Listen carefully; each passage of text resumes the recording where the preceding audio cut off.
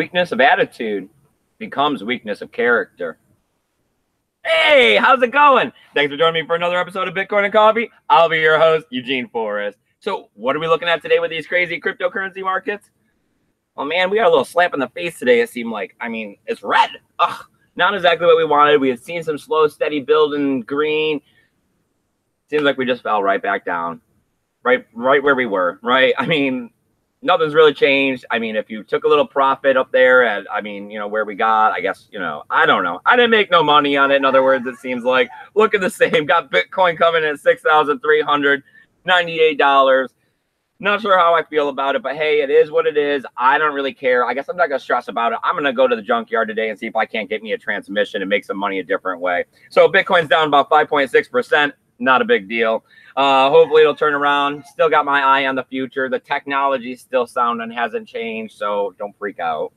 All right, we got Ethereum coming in at $437. They took a much harder hit. I mean, they were eyeing 500. They were almost there. They're down 9.9%. Ouch, that hurts everybody's portfolio because, I mean, everybody's holding Ethereum. I mean, and then even if you think about the ICO coin that you're in, well, what do they got for money? They got Ethereum for money because that's what we all gave them, right?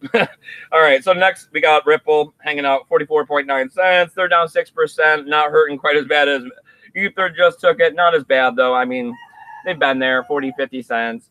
We got Bitcoin Cash coming in at 698. They're down 6.9%. EOS, though, they took a bigger hit. Ouch. As I told you guys, I had just bought some, so underwater a little bit on that. Not really worried because I wasn't looking to sell today. Coming in at $7.51. That's down 12.4%. All right, so we got Litecoin, $75.40. Woo, right? That's cheap. I ain't seen that in a while. But, I mean, everybody keeps talking bad, saying that the market's still going to come down. And Tone Bays was on there saying that he's not going to stop calling for some, real low Bitcoin price until he sees $20,000 again. I don't think we're going to see $20,000 by the end of this year. I mean, I think we could see 12. I keep telling you guys that. I think that we are going to have some sort of movement as we continue to see, progress towards getting accredited investors, more adoption with the Lightning Network, a little bit more regulation to kind of get, I mean, they're saying, well, we'll get to the news in a moment. Let me finish up here. I'm getting ahead of myself. We got Stellars coming in at 19.5 cents. That's down 7.8%. Cardano hanging out at 13 cents. That's down 9.5%. And guess what? We got Sammy over here today. Good morning, everyone. So why don't you go ahead? I got to cut it short today. I'm not going to be hanging out for the 25, 30 minutes like I was yesterday. Probably the normal 15-minute video. I got to get going. That's why we're about a half hour early. Got to get her off to go hang out with the man to make us some of that fiat. And then I got stuff I got to do. All right, we got Steam coming in at $1.34. That's down 13%. Ow. Of course, tomorrow is my payout. It always seems to work this way. And the Steam Back Dollar, if we were using that as our metrics once again for these altcoins, definitely shows some of this deflation coming in at $1.12. That's a 20% dip on it overnight. I don't know. I mean, maybe we do got too much in the altcoins. As I tell you guys, I'm always majorly invested in Bitcoin, but I mean, we ain't been doing all that great over there with that right now. So, hey, get out there, make your money the other ways. So, I mean, do we got anybody in the chat today, even Samantha, or am I kind of all by myself out here? We have the Rickest Rick. We have Cornelius. Hey, buddy. I seen you over at Adam Meister's yesterday. That was kind of funny. Thanks for joining us, though. I appreciate everybody who gets out here early in the morning to have a cup of coffee with me. I know I changed the time up a bit, so hope I didn't mess up your guys' schedule much. I still like to provide you this quality content. We have Bitcoin, Crypto News Education, James Bond, Boom. and Paul. Nice to see you, buddy. And yeah. James Bond? James Bond. Hey, buddy. Thanks for coming out today. I know that one had to be hard for you over there at, what, 6 in the morning? I don't even know. Yeah. All right, my man. Let's see. What do we got on the news? Well, of course, everybody has to talk about the hacks. Next, I'm sure I didn't even get into the news stories that much. Like I said, I got a lot to do today. It sucks. But, hey, I guess that's good because when the price is down, it keeps you busy, right? So, big hack this morning. Probably going to be using that as FUD on why the price is down. Tell you guys right now, it had absolutely nothing to do with why the price is down. This stuff happens, it seems like once a week. We hear about it all the time, but let's check out the details. What do I got? Oh, paper's moving. I got Bancor hack. We're looking at $12 million in Ether, $1 million in NPXS. Don't even know what that is. And about $10 million in their own token. A little bit of controversy arises as they went ahead and froze those tokens to make sure they didn't get ripped off. They're saying that none of your wallets, where if you were over there, was affected. It was their wallet. So once again, these exchanges are going to go out of their way to make sure that you're whole on these kinds of situations, or that you're not feeling the effects of these hacks. And they're saying that they're going to perform maintenance, so you're not going to be able to get money in or out until they're done. Expecting more details to come rolling out about this later on today. I don't use that exchange. I always recommend everybody not to be using exchanges. I tell you guys that. I have been holding my EOS over at an exchange. But, you know, sometimes when things are risky, you got to put these stop losses on it and everything. I've seen this price dropping, but I pulled mine off and let it roll. You know, you got to do whatever you're going to do with your cryptocurrency based on your plan. You know, everybody's different. Everyone's using this tool in a different way. You know, you have to come up with a plan in the beginning and stick with it. That's what's going to do it for you. All right, so let me see. What else we got? Well, we got IOTA. I mean, they're constantly coming out in the news in different ways. Looking like they're getting a $20 million grant here from the EU to fund a smart city project. I mean, they're constantly pairing with the cars. Now we're hearing about smart cities. It seems like if they actually get their way and this technology is sound and with the tangle and continues to move forward and works, it looks like we'll be charging all of our future cars with IOTA, and we'll be paying our city like to hop on the expressways and all that kind of stuff, and sub rails, electricity, all of that would end up being an IOTA or something crazy like that. Hey, I wish every project, you know, the best of luck out here. Anything that's going to advance, you know, mankind and get us further away from these stereotypes that we're all kind of stuck in, that were made generations ago, on how we view money and the way the world is supposed to be. I want to break those chains, and, you know, crypto's going to do that for us. All right, so what else we got? Well, there's a tweet out from Quark. Yeah.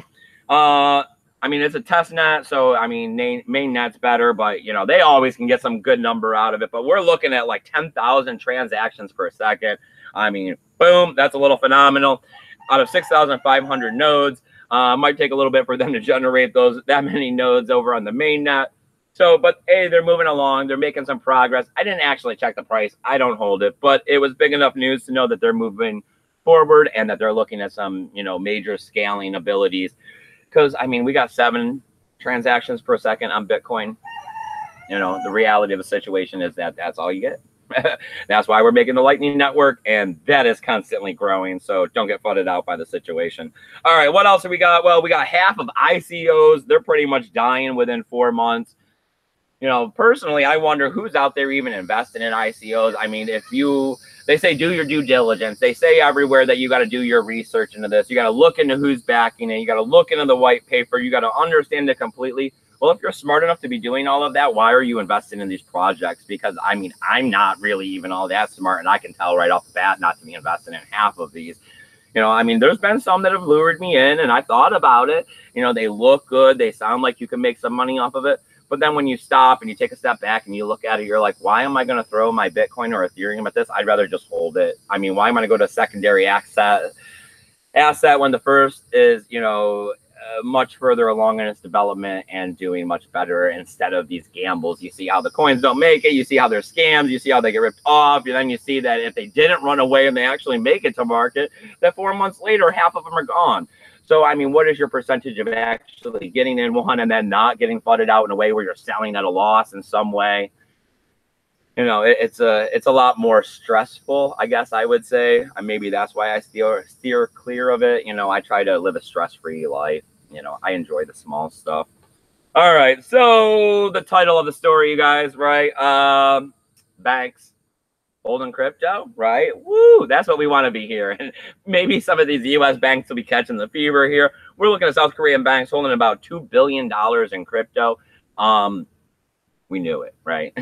We knew that they wanted this stuff. We knew that they were going to secretly be hoarding this stuff on the side, because when their fiat falls, they still want to have some power. This is how they're going to do it. They're just going to print up some extra money. They're going to be picking up that fiat. They're going to be stacking it. So when the ball rolls over or the coin flips and, you know, crypto's on top and fiat's on the bottom, they're like, hey, we got crypto too. Right, Sam? I mean, right. Yeah. So, I mean, South Korea, we always see how South Korea is. I mean, they're big on the crypto. I mean, they're pumping it. They got exchanges. I mean, they're paying the premiums on it.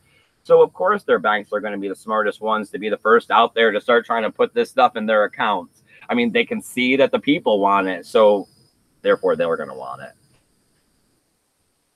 All right. So anything in the chat, Samantha? Not really. James really. Bond is, you know, James Bonding, but that's about it. Hey, buddy, I love it. I love it because, you know, love and hate come from the same place. And if you can get out here and, you know, feel the way that you do this early in the morning, I appreciate it. You know, it's on both sides of the scale.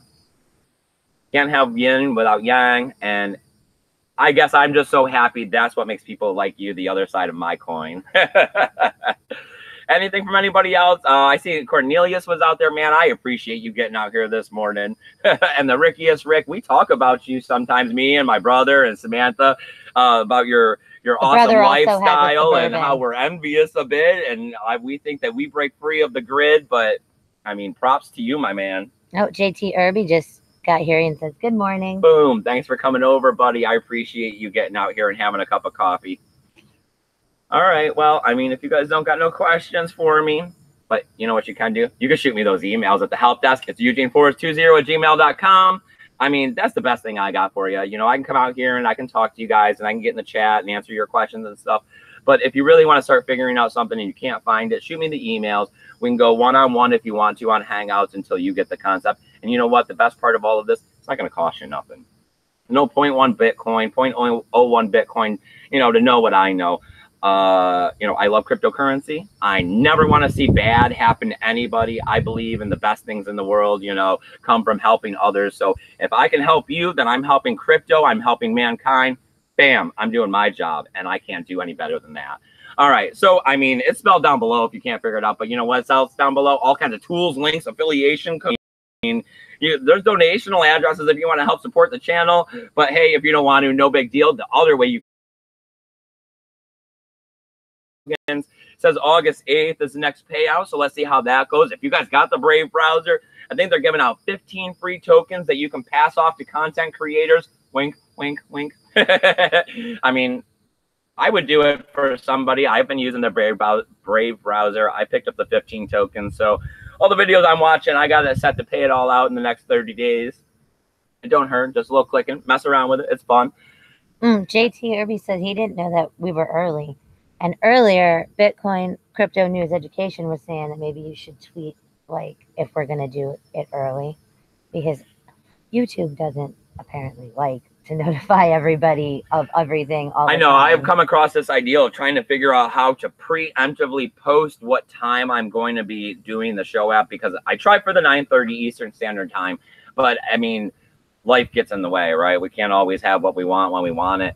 So, I mean, I was thinking of posting it to Steam, but then not everybody comes over to Steam. It seems like, I mean, a majority of you guys are coming in through YouTube, and there's no way to really post it to YouTube. I mean, you can always come check the page. I try to put the time in the corner. That's why I guess I'm trying to promote the Twitter, because on the Twitter, it would be the most easiest. But, like, nobody's following me over there. I think I'm breaking 1,000, and half of them are refollows, because every time I click on Twitter, I just follow the people on the side to try to, you know, get the ball rolling. Anything going on in the chat? Because otherwise we're going to have to wrap this up. I got to get going, guys. I'm sorry. I love hanging out with you guys. I feel bad sometimes when I got to cut it short like this. But, all right, you guys got all of my links and codes and stuff.